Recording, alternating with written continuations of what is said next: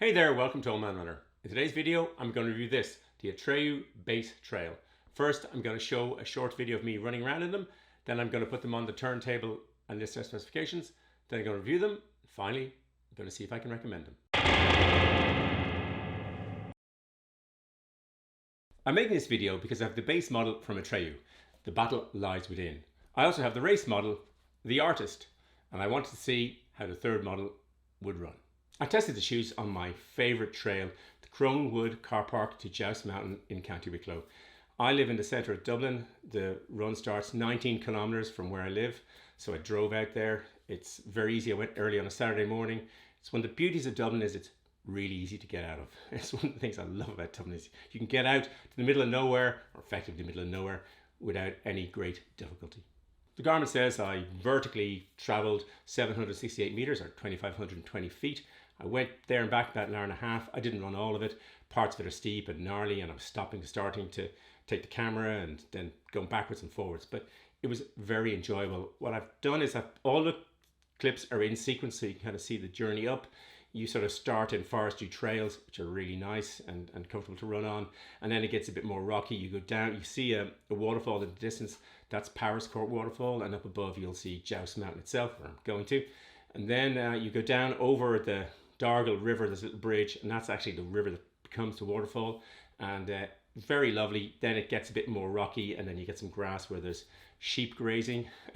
A deer ran out in front of me, about 20 foot in front, straight across me, and the same thing on the way back. The camera was pointing the wrong way at the time. And it was a really lovely run to do. It was very, very windy at the top of Joust, so I couldn't quite take a panorama at the top, so the panorama is just slightly down below. So as always, there's chapter markers down below, so you can skip through if this isn't your bag, just to the review bits later on. And for the moment, let's go for a run, see the shoes in action.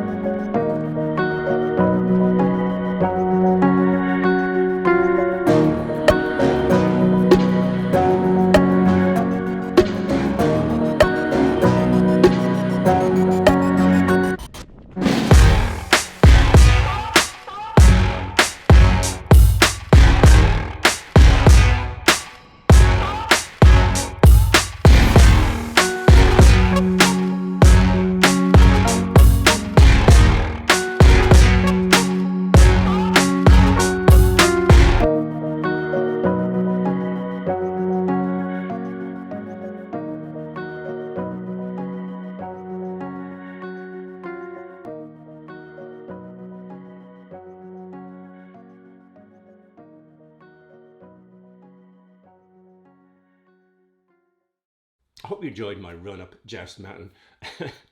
I always think we can only call these and get away with telling the Dutch these are mountains, or maybe the Mississippians. I mean, I've run up the highest point in Mississippi, which I like to tell everybody, Woodall Mountain, but I've also driven up in a Toyota Camry, so it's not very tall. So we can get away with mountains in Ireland aren't very tall, and these ones aren't either, but it's beautiful to run up. So let's put the shoes on the turntable and review their specifications.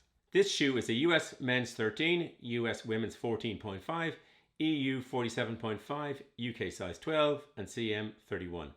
In this size, it weighs in the left shoe 329 grams or 11.6 ounces, and in the right shoe 333 grams or 11.7 ounces.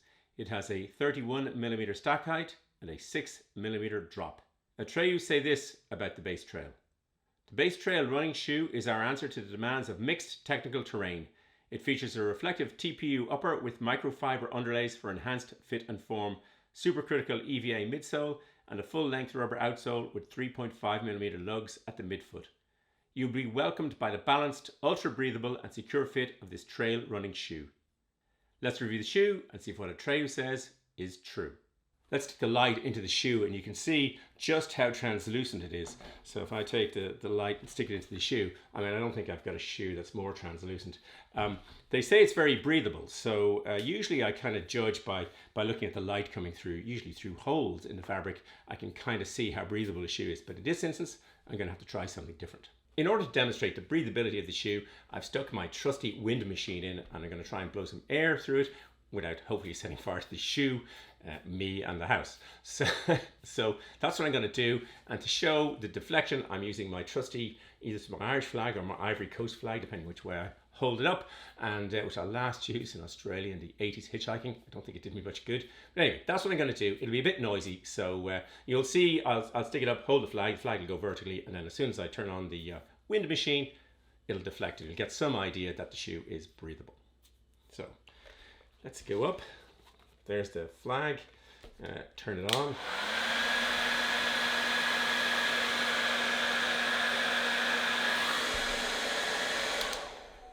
Ta-da! The upper has little complexity in it, really. You can see the sort of banding reinforcement down below. A nice simple upper 5mm fixed liner, just like the other Atreyu shoes. Simple lacing, again, like the other Atreyu shoes. And same tongue as on the other shoes. So there's a kind of simplicity to Atreyu shoes, which I have to say I'm a fan of. The midsole is nice and soft. It's 6mm offset. I mean, it's very comfortable underfoot, under rocks, etc. Don't penetrate it. It's got some big lugs down below, 3.5mm lugs, which add to the grip, which we'll come on to. In terms of weight and size, well, Atreyu recommend going a half size up. I didn't, and I found the shoe a nice fit on me. It has a weight advantage in that it's about 30 grams or about an ounce lighter than most of my other lightweight trail shoes. I like the look of the shoe. It's only available in one colorway called Team. It's got the bright yellow laces, not as fluorescent as on my Battle Lies Within shoes. You can kind of see the structure of the shoe. I like the mosquito logo down below in amongst all the lugs. I like it. It's not as poppy as the other Atreyu shoes, but yeah, it's a pretty reasonable looking shoe. The shoe felt really good on the start of the run, particularly on that sort of hard compacted soil with some gravel and some leaves, etc. It's sort of typical logging or forestry route, and it felt really good on that. The foam below, the grip is really good with the lugs. It also felt really good higher up where the trail sort of turns to grass that sheep are grazing on, and you've got grass underfoot on top of soil. It felt really super on those.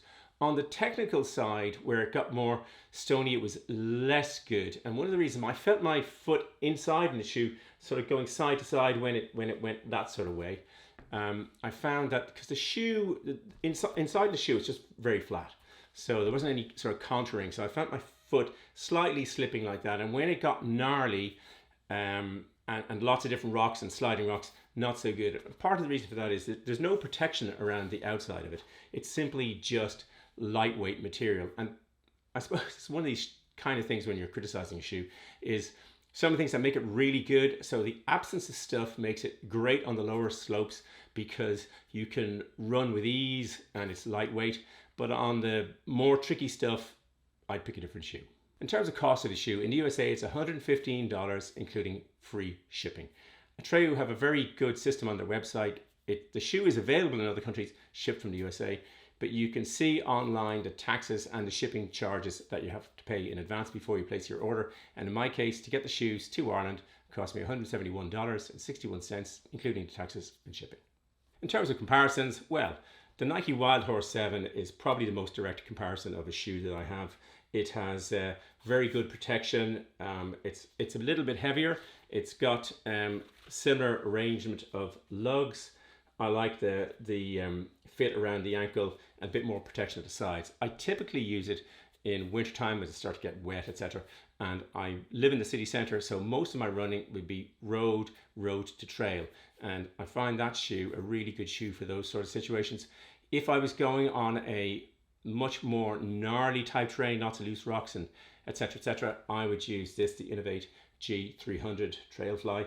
Great shoe, a lot of protection down below, really heavy duty shoe. It's much heavier than the Atreyu Trail shoe, but if it got really gnarly, that's what I'd be using. Should you buy this shoe? Well, in the United States, there's a price advantage. The Nike Wild Horse 7 retails at $130, which is $15 more expensive. But the Nike Wild Horse 7 is almost always on discount, and when I checked yesterday, there was one available in one of the colorways for $89.97, so about a $25 advantage, and in my view a very reasonable price for what I think is an underrated shoe. The Atreyu base model is $85 and the race model is $100, and both of those have significant price advantages over their competitors, but not so much in this shoe. I really liked running in this shoe, and for its particular use case, it's light on a light shoe on those light trails. It is a really enjoyable shoe, and I'm very happy I bought it. But could I really recommend it over the other shoes to you? No. I hope you enjoyed the video and found it useful. If you did, it'd be great if you hit the like button. There'll be lots of stuff down in the description below, and as always, I'll happily answer any questions you put into the comments. There'll be a big blue subscribe button popping up there, and some great videos there. Thanks for watching. Until the next video, just keep running along.